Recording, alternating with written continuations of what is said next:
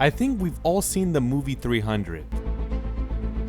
In this movie, it shows the Spartans are fighting for democracy, and they're the ancient Western civilization. 300 men, and all of them have six-pack abs, and they're fighting weird creatures that are apparently Persians. It says Spartans are fighting for democracy, and they also want to protect their freedom, and that is why they fight these monsters. In this movie, you see rhinos, and in history, Persians never used rhinos. There's a monster in the movie that has a very short part, and it's supposed to be a Persian warrior. The immortals in the Persian Empire were 10,000 of the best soldiers the Persians had, but in the movie, they're shown as zombies, and they have scary metal masks that have never been shown in history. Anybody that knows a little bit of history knows that the 300 movie is a joke, and everything is exaggerated.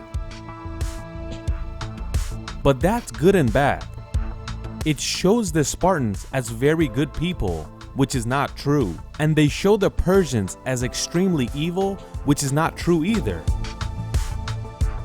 What we say in this video has been taken from proper sources, and it's things that all historians agree on. Experts say in the movie 300, everything is shown upside down. The movie says us Spartans fight for our lands, families, and last, freedom. But historians say you gotta cross out the freedom part. If anyone at that time was fighting for freedom, that was the Persian Empire. In a part of the movie, one of the Spartans tells a Persian soldier that you're fighting free men here, not slaves. This is another joke in the movie that's shown upside down. Everybody knows the Achaemenid Empire, the biggest empire the world had ever seen. This empire that conquered Greece twice, and a lot of places were under its flag, built this entire empire without using slaves. But if you go home and see where this guy lives in Sparta, you could see that he has a bunch of slaves himself. And between the Athenians and Spartans, it was very common to have slaves. There was a lot of slavery in Spartans. The highest level were the Spartans. Then it was the farmer. In third place, there's freed slaves. And at the bottom of the barrel, it was the slaves that didn't have any will. But something like this would not be seen in the Persian Empire. The Achaemenids were so advanced that everything had a system. Historians believe the tax system in the Achaemenid Empire was extremely modern. The provinces would collect the tax, then they would send it to the capital to be spent on safety and the army. And the system that the Achaemenids laid out is still being used today.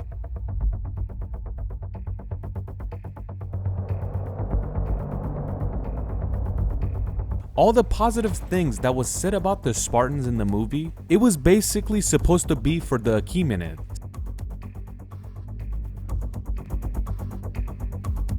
Cyrus the Great was the biggest freedom fighter in ancient history, because nothing was forced in his empire. Even religion, which at that time it was extremely important, and anyone that conquered some land would force the people to pray to their religion. At that time, anyone lived their lives, paid their taxes, and didn't break any rules, they would be a Persian citizen. And they weren't different from anyone else. Any religion, no problem. Any skin color, no problem. But at that time in Sparta, if a kid didn't have a strong body and didn't have abs like these guys, you were either a slave or they wouldn't even waste time on you and kill you. They would believe they're not even worth to keep alive, even for slavery. When Spartans were living like this, in the Achaemenid Empire, they were building roadways, there was a postage system, and there was safety everywhere. This movie was so good they made another one. In this movie, the Spartans fight for democracy in Athens. Yes, there was democracy in Athens, but in that democracy, only male landowners could vote. In this democracy, Socrates, which was a philosopher, but the Athenians didn't like that, and they executed him for thinking. And the execution was that he was forced to drink poison. 300 Rise of an Empire was a lie as well, because the Spartans did not like the Athens at all. Not only did they not do anything about democracy in Athens, but they would always fight with each other. And most of the war was the jealousy of the Spartans to the Athenians, because the Athens was more advanced than Sparta.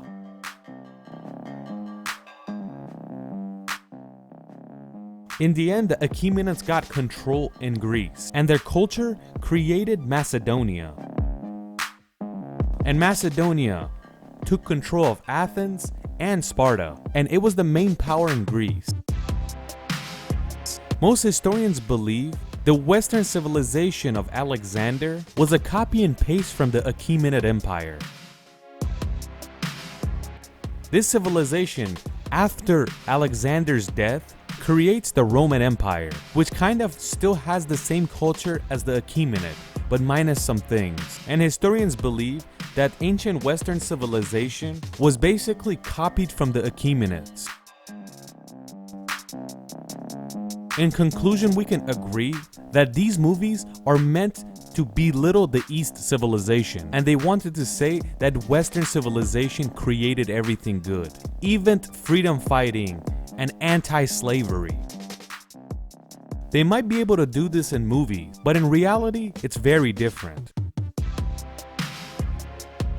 We all know that the US is about 250 years old. In history, it's written that Thomas Jefferson was influenced by Cyrus the Great for US democracy. All the things we said have sources, and I'll put all the links of them in the description if you would like to check them out.